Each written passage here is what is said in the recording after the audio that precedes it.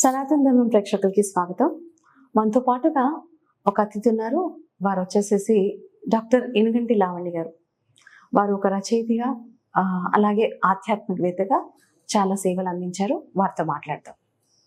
Madam నమస్కారం. Madam నమస్కారం సర్వేణి గారు. మేడం మనము హనుమంతుల వారి గురించి చాలా విన్నాం. హనుమంతుల వారి రామాయణంలోనే కాకుండా ఇంకేమైనా గ్రంథాల్లో ఆయన గురించి చెప్పబడి ఉందా?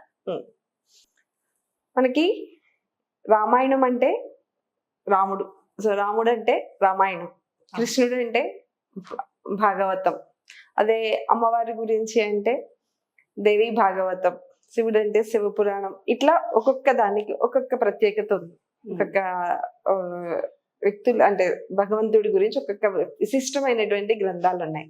అలాగే మనకి ఆంజనేయ స్వామి గురించి కూడా ఒక విశిష్టమైనటువంటి గ్రంథం ఉంది, పరాశుర సంహిత అంటారు.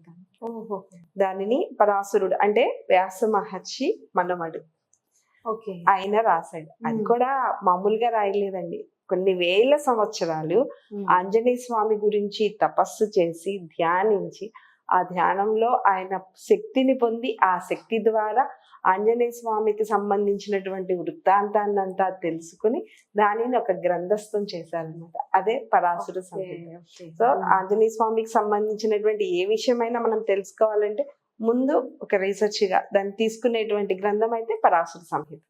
ఆ తర్వాత ఇక రామాయణం కానీ కొంత భారతంలో వస్తుంది, కొన్ని పురాణాల్లో కూడా ఉండేది. మెయిన్ అథెంటిక్ గా తీసుకోవాలి అసలు ఆంజనేయ స్వామికి సంబంధించిన అన్ని జన్మ వృత్తాంతం కానీ ఇంకా మనకు తెలియనటువంటి రహస్యాలు ఏం తెలుసుకోవాలన్నా ఆ పరాశుర సంహితాన్ని ఆధారంగా చేసుకునే మనం అన్ని తీసుకోవాలి. అంటే ఏం రాసుకోడు అంటే జనరల్ గా కాన్సెప్ట్ చూసుకుంటే ఏమి హనుమంతుల గురించి ఏం రాశారు ఆయన అంటే దానిలో ఆంజనేయ స్వామి అసలు ఎందుకు జనరల్ గా ఆంజనేయ స్వామి అంటే శివుని అవతారం అని చెప్తూ ఉంటారు కదా. శివుడు ఆంజనేయ స్వామిగా ఎందుకు ఆవిర్భవించారు, దాన్ని వెనుకున్నటువంటి గాథ ఏంటి, అందులో ఆవిర్భవించినా కూడా ఆయనకేంటి రామాయణం మొత్తంలో మనం ఎక్కడ చూసినా రాముడికి దాసుడిగానే ఉంటాడు. ఎక్కడ కూడా నేను ఇది అని చెప్పుకోడు. నువ్వెవరు అంటే నేను రాముడికి దాసుడిననే చెప్తాడు, లేకపోతే సుగ్రీవుడికి మంత్రిని అని చెప్తాడు. అట్లానే ఎక్కువగా మనకు వాల్మీకి రామాయణంలో అంతా అలానే ఉంటూ ఉంటాయి. సో మరి శివుడు ఎందుకు అలా వచ్చారు, దాని వెనక ఉన్నటువంటి గాథ ఏంటి, అలాగే ఆంజనేయ స్వామి తోకలో పార్వతీదేవి ఉంటారు, అది నిజమేనా కాదా, ఇట్లాంటి విషయాలన్నీ తెలుసుకోవాలంటే దీనితో పాటు ఆంజనేయ స్వామి తల్లిదండ్రుల యొక్క జన్మ వృత్తాంతం, కేసరి అంజనాలని తెలుసు, వారికి సంబంధించిన వృత్తాంతం ఏంటి అసలు, అంటే ఒక భగవంతుడికి జన్మనివ్వాలి అంటే వాళ్ళకి కూడా ఏదో ఒక పూర్వజన్మ వృత్తాంతము, ఒక మంచి కారణం.